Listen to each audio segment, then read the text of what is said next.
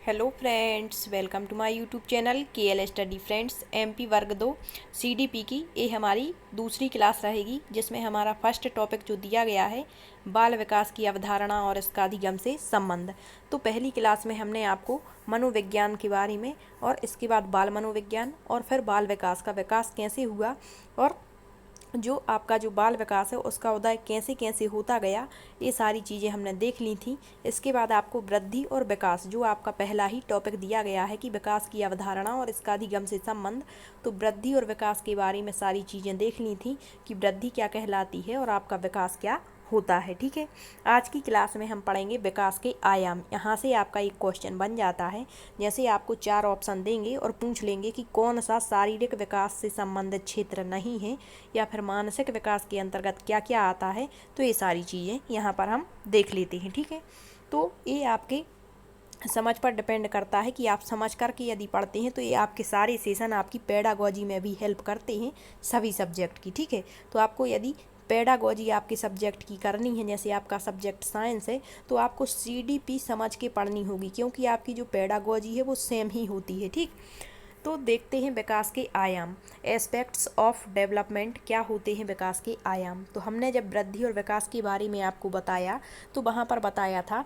कि जो आपकी वृद्धि होती है वो केवल एक पक्षीय होती है, और वो एक पक्ष कौन सा होता है? आपका शारीरिक, मतलब जो हमें दिखाई देती है शरीर के विभिन्न अंगों का बढ़ना, ठीक है, लंबाई चौड़ाई का बढ़ना, यही कहलाती है आपकी वृद्धि। तो वृद्धि कैसी होती है? एक पक्षीय। लेकिन जो आपका विकास होता है वो बहुपक्षीय होता है। अब बहुपक्षीय का मतलब क्या होता है कि सभी पक्षों में विकास होता है, जैसे शारीरिक पक्ष हो गया, मानसिक पक्ष हो गया, सामाजिक पक्ष हो गया, संवेगात्मक पक्ष हो गया। तो विकास कैसी प्रक्रिया है? एक बहु आयामी या मल्टी डायमेंशनल प्रक्रिया होती है। ठीक है, और हमने ये भी पढ़ा था कि जो आपका अभिवृद्धि होती है वो विकास के अंतर्गत ही आती है, लेकिन विकास अभिवृद्धि में नहीं आता। और विकास का जो क्षेत्र है वो बहुत ही व्यापक होता है और जन्म पूर्वावस्था से प्रारंभ होकर जीवन पर्यंत चलता रहता है। तो अब हमें विकास के यही आयाम पढ़ने हैं। ठीक है, तो विकास के आयाम सबसे पहले होता है शारीरिक विकास, दूसरा होता है मानसिक विकास। अब मानसिक विकास ना दे करके आपके ऑप्शन में दे देता है बौद्धिक विकास या संज्ञानात्मक विकास, तो एक ही बात होती है। ठीक है, ये सभी मानसिक विकास के ही नाम हैं। नेक्स्ट है आपका सामाजिक विकास, अगला है संवेगात्मक विकास, अगला है नैतिक विकास, मोरल डेवलपमेंट। नेक्स्ट है आपका मनोगत्यात्मक विकास, जिसे क्रियात्मक विकास कहते हैं, और भाषात्मक विकास। तो इसके अलावा भी आपके कई आयाम हो सकते हैं, लेकिन जो हमारे सिलेबस में दिए गए हैं हमें इतने ही आयाम पढ़ने हैं। ठीक है, अब यहाँ पर आपको बता दें कि ये सभी आयाम एक दूसरे से जुड़े हुए होते हैं, और हमने पढ़ा है कि विकास कैसा होता है? एकीकृत होता है। यदि आपका शारीरिक विकास अवरुद्ध हो गया है तो आपका मानसिक विकास भी अवरुद्ध हो जाएगा, क्योंकि ये एक दूसरे से जुड़े हैं। और हमने एक कोटेशन भी पढ़ा हुआ है अरस्तु का, क्या कहते हैं कि स्वस्थ शरीर में ही स्वस्थ मस्तिष्क का वास होता है। यदि जब शरीर ही स्वस्थ नहीं है तो आपका मस्तिष्क कैसे कार्य कर सकता है? तो आप समझ पा रहे होंगे कि ये सभी एक दूसरे से जुड़े हैं। जैसे आपके शारीरिक विकास में कोई प्रॉब्लम है, आपके शरीर संबंधी कोई अक्षमता आपको हो गई है, तो आप समाज से भी मेल जोल नहीं रख पा रहे होंगे। ठीक है, तो ये भी होता है, अपने संवेगों पर कंट्रोल नहीं कर पा रहे होंगे। ठीक है, तो ये सारी चीज़ें तो एक दूसरे से कैसे होते हैं? जुड़े हुए होते हैं। इसके बाद हम जो क्लास रखेंगे उसमें हम विकास की क्या पढ़ेंगे? सिद्धांत, और वहाँ हमें पढ़ना होता है एक सिद्धांत का नाम है एकीकरण का सिद्धांत। ठीक है, तो यही होता है एकीकरण, मतलब विकास के सभी पक्षों में एकीकरण पाया जाता है। ठीक है, एक का अवरुद्ध होना या एक में उच्च वृद्धि होना सभी को प्रदर्शित करती है, सभी को प्रभावित करती है। ठीक है, अब हम देखते हैं इनका क्रम पूछा जाता है, तो आप प्रीवियस ईयर क्वेश्चन पेपर उठा करके देखेंगे तो वहाँ पर एक क्रम आपका पूछा गया था। तो पूछ लेता है कि सबसे पहले बालक का कौन सा विकास होता है? शारीरिक, इसके बाद मानसिक, इसके बाद सामाजिक और इसके बाद संवेगात्मक।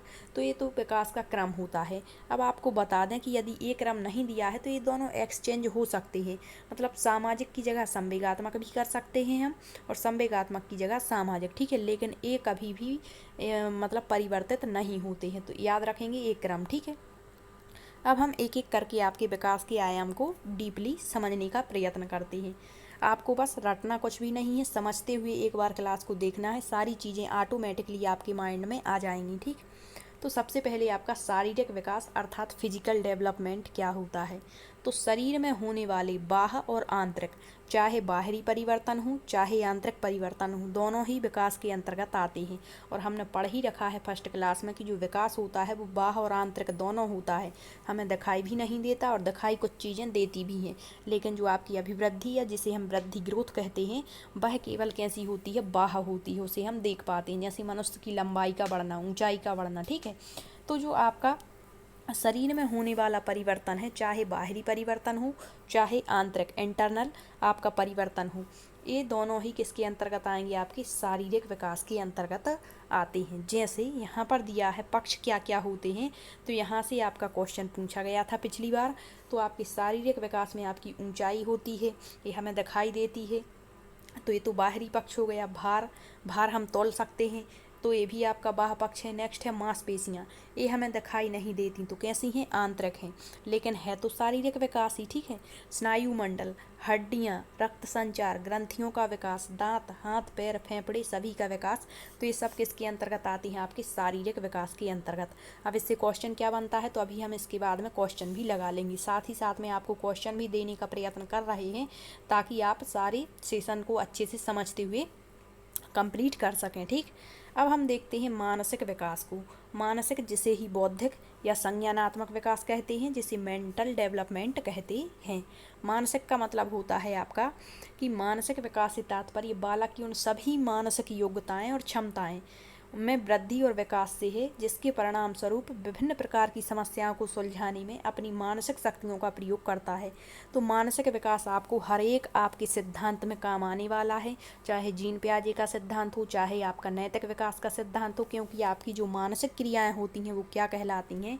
तो आपको बता दें, जैसे आपके सामने कोई समस्या आ गई है, तो अब आप उस समस्या को सॉल्व करना चाहते हैं, तो इसके लिए क्या करेंगे, आप अपने दिमाग से कुछ ना कुछ सोचेंगे, चिंतन करेंगे, तर्क लगाएंगे, कल्पना करेंगे। तो ये सारी चीज़ें जो होती हैं, जो हमारे दिमाग में चलती रहती हैं, इन्हीं योग्यताओं और इन्हीं क्षमताओं को क्या नाम दिया गया है, मानसिक विकास कहा गया है। तो इसमें क्या क्या आता है मानसिक विकास में, तो एक तो आपका चिंतन, थिंकिंग। अब चिंतन जो होता है कई प्रकार का हो सकता है, अपसारी चिंतन होता है, अभिसारी चिंतन होता है।